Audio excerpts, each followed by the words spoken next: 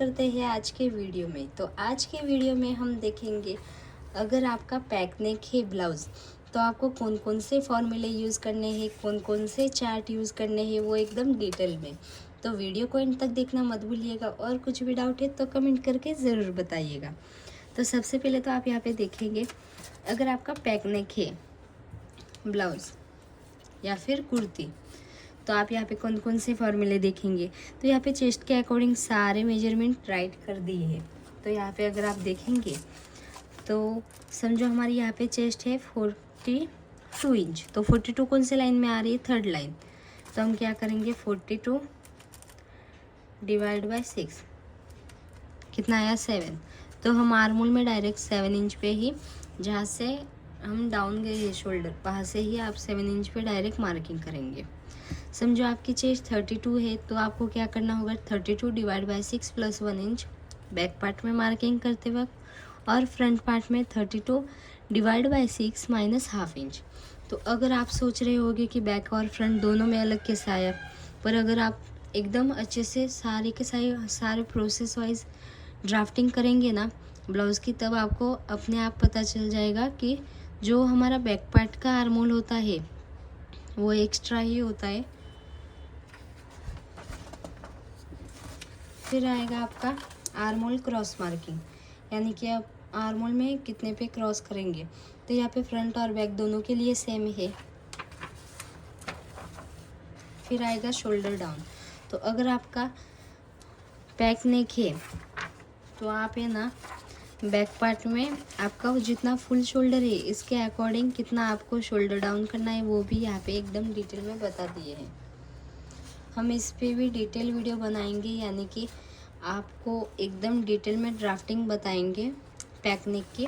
आप मुझे कमेंट करके बताइए कि यस मैम आप इंटरेस्टेड हो कि नहीं। फिर आएगा हमारा जो chest line marking for upper chest in front. तो चेस्ट लाइन मार्किंग हम किस तरह से करेंगे, जितना यहाँ पे जितनी आपकी अपर चेस्ट एंड फुल चेस्ट में गैप आ रहा है उसको डिवाइड बाय आपको 4 कर देना है। फिर अगर आपका डिफरेंस ज़्यादा आया तो आपको आर्मोल में किस तरह से टक्स लेना है वो होगा। तो यहाँ पे सिर्फ आपको आर्मोल में टक्स के लिए ही ये गैप बताया गया है। फिर आएगा ब्लाउज डार्ट। तो ये अगर आपका 4 डार्ट वाला ब्लाउज़ है तो आपको वेस्ट में यहाँ पे इस तरह से डार्ट लेने हैं और सेंटर में यहाँ पे। तो आप सोच रहे होगे कि मैम 4 डार्ट में तो 4 डार्ट रहता है ना, 2 डार्ट कैसे आया। तो अगर आप यहाँ पे देखेंगे तो एक तो हमारा सेंटर वाला डार्ट यहाँ पे दे दिया है, वेस्ट वाला डार्ट भी यहाँ पे दे दिया है, और साइड वाला डार्ट हम किस तरह से लेते हैं, जितना आपका यहाँ से गैप आ रहा है एक्स्ट्रा जितना आपका गैप आता है उतना हम साइड वाला डार्ट लेते हैं, आप सभी को पता ही होगा। और एक आया आर्मोल वाला डार्ट। तो आर्मोल वाला जितना आपका यहाँ से गैप आ रहा है, जो आपकी अपर चेस्ट और लोअर फुल चेस्ट में गैप है ना, जितने आपकी अपर चेस्ट यानी कि जो ऊपर वाली यहाँ से आर्मोल के साइड से आपकी चेस्ट होती है उसको बोलते हैं अपर चेस्ट, उसका और जो आपका फुल चेस्ट है इसमें कितना गैप आ रहा है उतने का ही आपको आर्मोल में डार्ट लेना होता है। तो इस तरह से आपका 4 डार्ट होता है। और अगर आपका प्रिंसेस कट ब्लाउज है तो प्रिंसेस कट में आप क्या करेंगे, आर्मोल में डार्ट लेंगे जो हमने चेस्ट अपर चेस्ट में बताया है वो। तो समझो आपका प्रिंसेस कट ब्लाउज है तो आप क्या करेंगे, वेस्ट में सेम टू सेम यही डार्ट होगे और सेंटर में भी यही डार्ट होगे, और आर्मोल में हमने जैसे पहले बताया उसी तरह से जितना आपका चेस्ट एंड अपर चेस्ट में गैप आ रहा है उतना। फिर आएगा आपका स्लीव्स मार्किंग, यानी कि स्लीव मार्किंग के लिए अगर आप सोच रहे होगे कि ये कैसा मार्किंग है क्या है, तो अगर आप एकदम अच्छे से समझो ये हमारा स्लीव का फर्मा है। ओके, यहाँ पे आप समझो यहाँ पे शेप है हमारा।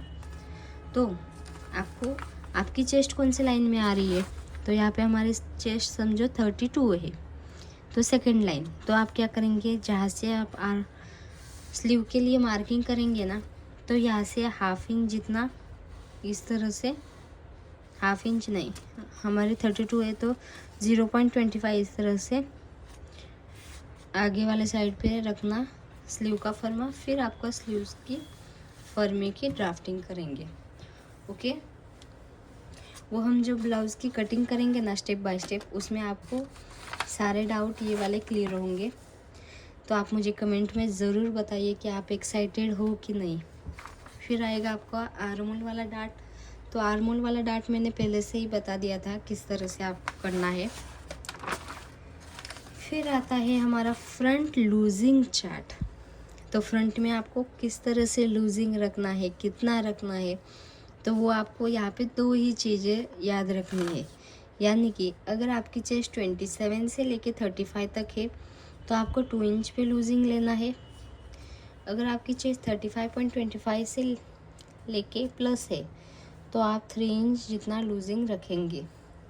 कौन सा भी ब्लाउज हो फिक्स है।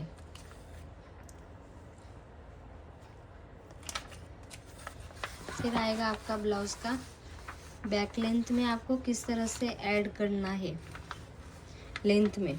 तो जितनी आपकी चेस्ट का राउंड आ रहा है, समझो हमारे चेस्ट है 35 इंच, तो 35 इंच यहाँ पे, तो हम क्या करेंगे, आपकी यहाँ पे समझो हमारी लेंथ है 13 इंच, तो हम 13 इंच प्लस 1 इंच करेंगे। फिर प्लस यहाँ पे कितना आया चेस्ट के अकॉर्डिंग 0.25 उतना।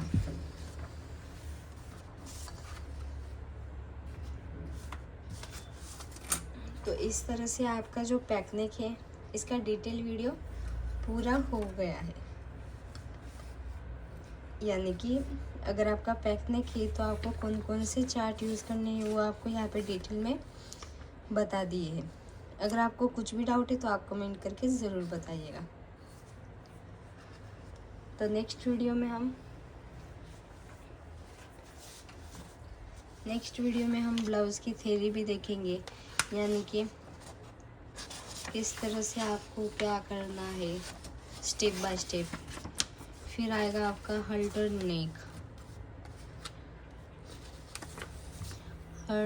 नेक में कौन कौन से चार्ट हो गए वो भी आपको यहाँ पे डिटेल में बताएंगे।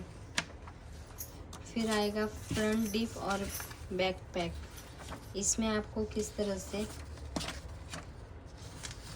करना है मार्किंग ब्लाउज़ के लिए कौन कौन से चार्ट यूज़ करने हैं वो भी हम डिटेल में वीडियो अपलोड करेंगे।